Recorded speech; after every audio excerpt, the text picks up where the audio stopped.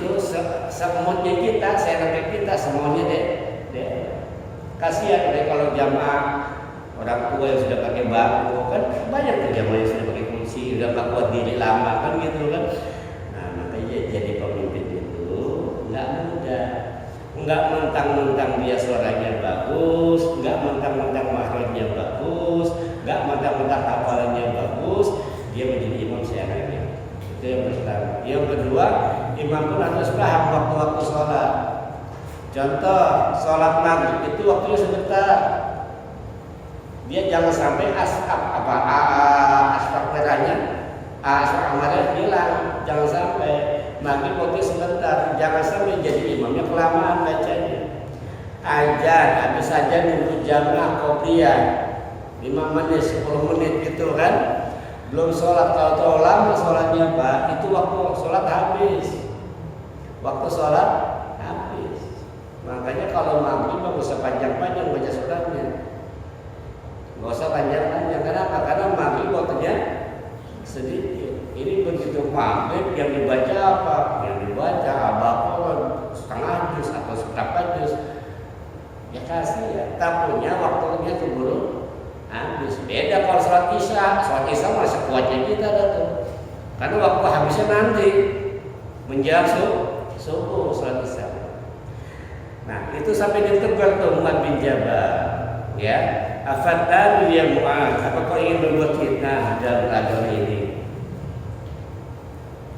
Aina anta min sabis rabbikal a'la. Kata gitu. Kenapa engkau tidak membaca sabihis atau membaca wasyamsi duhaha atau membaca wal fajri atau membaca walil hidayah? Jadi selalu tegur. Kenapa baca surat yang itu? Kenapa nggak baca sabihis? Kenapa nggak baca hataka? Kenapa nggak baca mulia? Kenapa nggak baca alam taroh? Emang nggak boleh baca yang lain? Boleh, cuma lihat itu jamaahnya siapa. Kalau kamu salah sendiri, sebodoh amat, terserah salah sendiri mah, bengkak-bengkak tuh kaki. Kalau salah sendiri, dan mohon maaf kita mah terbalik kan Pak. Sholat sendiri cepet. Bener enak. Wajib mengolin Allah. Rokat gula. Wajib mengolin Allah. Kagak baca surat sunat. Pagi sholat sendiri. Gila sholat berjamaah, baru jadi imam. Sampai menit-menit itu lagu aku bacain. Gila kalau sholat jamaah lama, gila sholat sendiri cepet. Nah itu dibalik. Kalau sholat sendiri terserah deh. Ya mau ikut gaya Rasulullah silahkan. Rasulullah itu sekali 1 rakaat. Kan pernah saya cerita dulu kan. Ya cerita ada sahabat pengen ikutin Rasulullah sholat malam nih. Yang katanya Rasulullah kalau sholat malam punya bengkak. Begitu diteliti kata Ibnu Abbas di sholat rakaat pertama baca Al-Baqarah. Ya kan? Pas terakhir ya, pas sudah ayat terakhir, Rabbana la tu'akhidna in nasina wa akhtana, Rabbana wa la tahmil 'alaina isran kama hamaltahu 'ala alladziina min qablina. Rukuni gitu kan. Wa qanna waghfir lana warhamna anta maulana fansurna 'alal qawmil kafirin. Rukuni. Bismillahirrahmanirrahim. 12 lagi. Rasulullah sekali sholat bisa 2 surat Al-Baqarah dan setelahnya. Nah kalau kita Alif Lam Mim Allahu Akbar, wah luar biasa baca Al-Baqarah. Ya, Alif Allahu Akbar. Baca apa? Al-Baqarah. Terus baca apa lagi? Baca surah apa? Nun. Allahu Akbar. Terus ya. Itu ya. Jadi yang ditegur itu justru orang-orang yang sholat jadi imam kamu. Nah, cepet juga jangan kecepatan. Jika sholat tarawih solo, amin.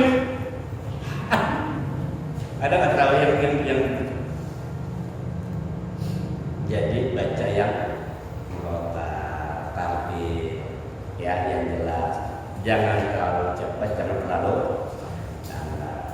Nah, pada ayat ini, pada hadis yang tadi itu disinggung tuh pada surat apa aja. Ya, bismillahirrahmanirrahim. Wal fajri wal layalin ashr wasyaf'i wal watr wal laili idza yasr. Nah, pada ayat ini lagi-lagi Allah bersumpah. Ya, Allah bersumpah. Memang pada juz ini Pak banyak Allah bersumpah ya. Ya Allah bersumpah. Kemarin sudah belajar tuh bersumpah dengan nama kota, bersumpah dengan gunung, bersumpah dengan siang, bersumpah dengan malam. Nah sekarang Allah bersumpah dengan fajar. Wal fajri dan demi fajar. Wal layalin ashrin dan malam yang 10. Wasyaf'i wal watri dan yang genap dan yang ganjil. Wal laili idza yasr dan malam bila berlalu. Wal fajri dan demi fajar. Terus Allah Subhanahu wa taala bersumpah dalam waktu ini waktu fajar. Berarti ada sesuatu nih istimewa di dalam waktu fajar. Ulama beda pendapat. Fajar di sini fajar yang mana? Kita harus pahami apa itu fajar. Fajar itu adalah fajar kalau menurut bahasa artinya membelah. Fajar itu artinya membelah. Jadi kalau dalam itu fajar itu membelah gelap menjadi terang. Itu namanya fajar. Nah, pada ayat wal fajri ini ulama beda pendapat. Waktu fajar ini fajar yang mana? Apakah fajar pada bulan Muharram? Apakah fajar pada bulan Ramadan? Apakah fajar pada bulan Dzulhijjah? Ataukah fajar setiap hari, fajar biasa? Fajar biasa. Kenapa ulama beda pendapat? Kembali lagi, Allah Subhanahu wa taala ketika berfirman menurut ayat Quran itu tidak dijelaskan secara rinci, itu akan rentan dengan beda pendapat. Demi fajar. Ini fajar yang mana? Apakah fajar bulan Ramadan, fajar apa? Tapi yang juga berpendapat bahwa fajar ini fajar biasa setiap hari. Fajar ya setiap hari. Kenapa beberapa ulama mengkhususkan? Karena di sini ada alif lam. Nakiro, ada ma'rifat dia. Jadi khusus. Ada kekhususan, berarti Allah bersumpah demi fajar yang nggak sembarangan. Nggak sembarangan. Itu ada beberapa pendapat. Jadi intinya Allah bersumpah pada waktu fajar. Karena memang waktu fajar itu waktu yang luar biasa, Pak. Banyak rahasia pada saat fajar. Pertama, fajar itu adalah waktu di mana pergantian malaikat. Malaikat siang dan malaikat malam. Jadi ada tukeran shift. Malaikat malam itu berjaga dari ba'da asar sampai fajar. Ya, malaikat malam. Nanti ketika waktu fajar turun malaikat yang siang, ganti apusan.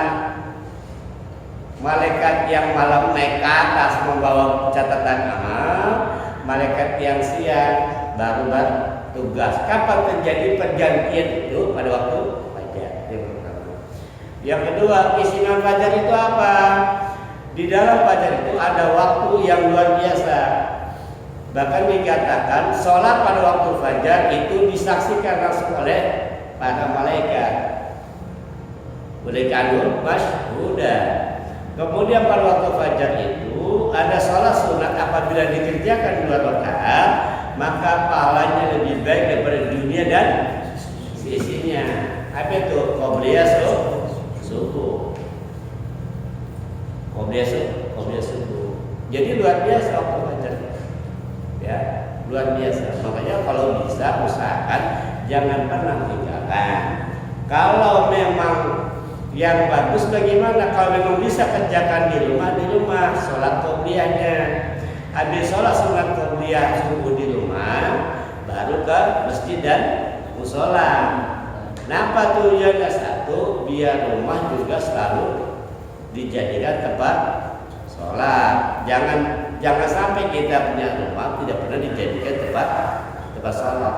Jangan jadikan rumahmu seperti kuburan. Apa kuburan? Karena pernah disolatin, maksudnya Ya, atau memang rumah nggak pernah sembahyang orang-orang di dalamnya. Tuh kalau ada rumah yang di dalamnya nggak pada sembahyang, nggak pernah baca Quran, itu rumah sama dengan kuburan. Ya, jadi jangan sampai rumah kita nggak pernah disolatin, dijadikan tempat sholat. Kalau disolatin mungkin aja disolatin. Baik. Walayalin asri, dan malam yang 10. Nah, ulama juga beda pendapat nih, ulama tafsir tentang malam yang 10. Ada ulama berpendapat malam 10 itu adalah 10 akhir Ramadan. Karena malam-malam mulia itu pada bulan Ramadan jatuh di malam 10 terakhir.